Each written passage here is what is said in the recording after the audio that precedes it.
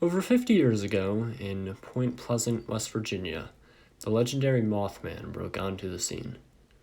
While he left the mountain state, following the Silver Bridge collapse, the extraterrestrial entomon has been spotted all over the world. However, as of late, this paranormal pest seems to have found a home in Chicago, with over 50 sightings in 2017 alone. This type of behavior is highly unusual for a cryptid, with so many sightings so close together in one area, especially when it's an urban environment as opposed to a forest. The first of these sightings came in 2011 with 3 encounters over the course of the year.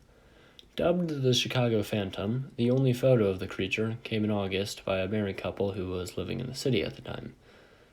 They claimed that the image was not taken intentionally, but rather it was found after the fact.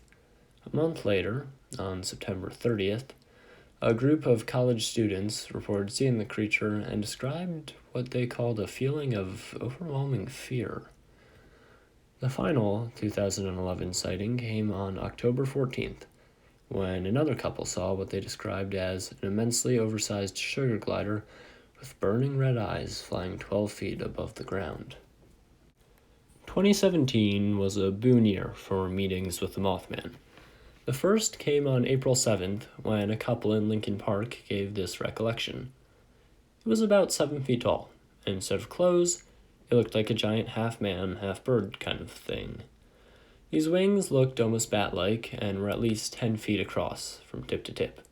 It rose in the air like a bullet, and I heard it screech once more before losing it from my view as it rose above the trees and possibly the buildings. End quote.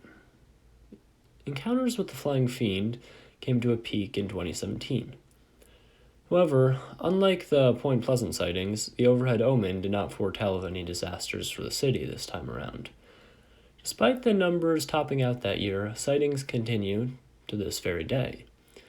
Similarly to Point Pleasant, West Virginia, Chicago is an area with very high rates of crime and poverty. Could the Mothman be attracted to general feelings of despair? And had he decided as Phil back in 1967, following the Silver Bridge collapse? Is he waiting for something even more disastrous in Chicago? Or is the deep dish pizza just that good?